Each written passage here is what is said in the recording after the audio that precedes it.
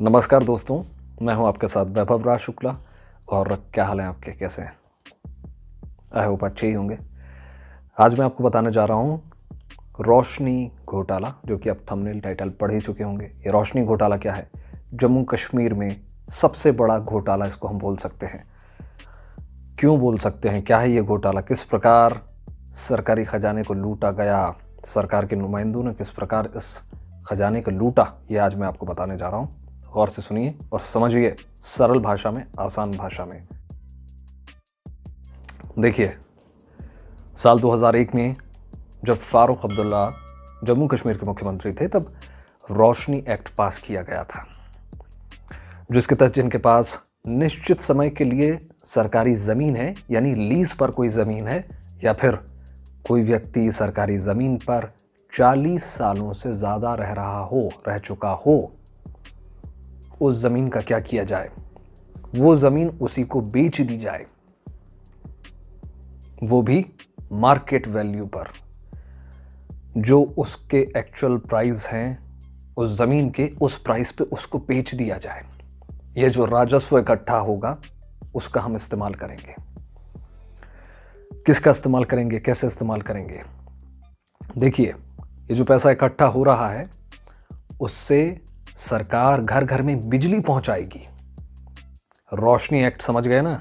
जो उजेला लाया, रोशनी मतलब उजेला, इसलिए इनका नाम था रोशनी कानून, रोशनी एक्ट। देखिए, इनका लक्ष्य था 25,000 करोड़ रुपए इकट्ठा करना सरकारी खजाने में। सारी ज़मीनें बेचकर जिन पर अधिग्रहण हो चुका है या सरकारी लीज पर ली हुई हैं, उनको एक्चुअल प्राइस पर बेचना, उनके हवाले कर देना और 25,000 करोड़ रुपए इकट्ठा करना। गौर से सुनिए, अब क्या होता है आपको पता होगा। फारूक अब्दुल्ला का जो बंगला है, उन्होंने पीछे तक ज़मीन ले रखी है।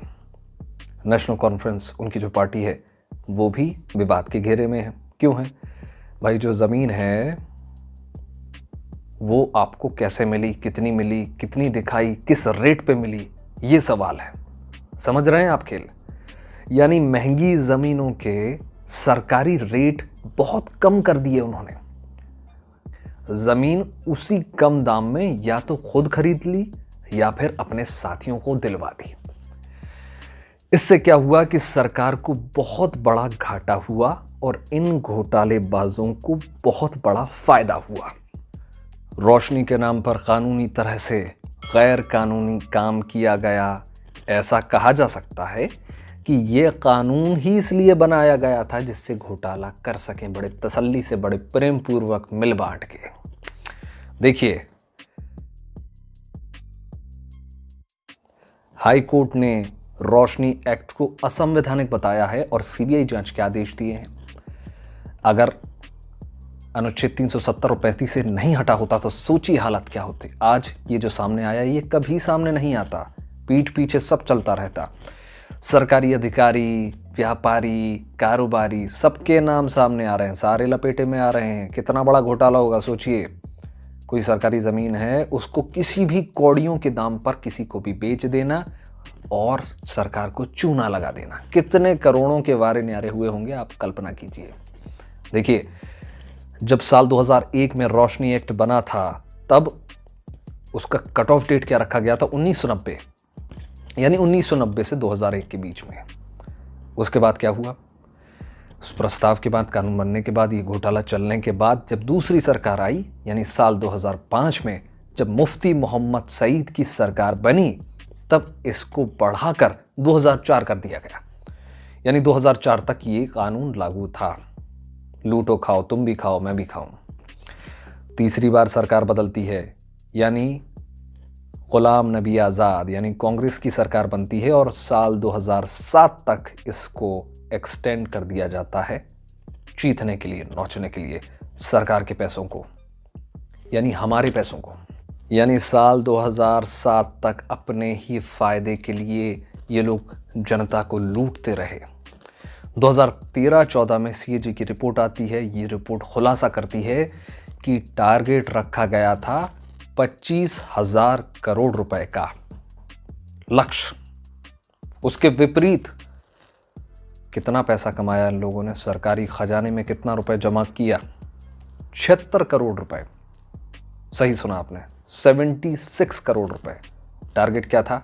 25,000 करोड़ रुपए।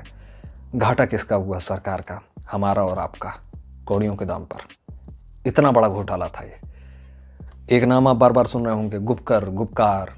आपने सोचा कि कौन सा गैंग है ये? क्या गैंग है ये? जम्मू कश्मीर की जो पार्टियां हैं ना, पीडीपी, नेशनल कॉन्फ्रेंस, ये जो ध्रुव विरोधी थे, आपस में लड़ते थे, एक दूसरे को गालियां देते थे, उमर अब्दुल्ला, फारूक अब्दुल्ला, मुफ्ती मोहम्मद सईद, ये सारे एक हो गए हैं।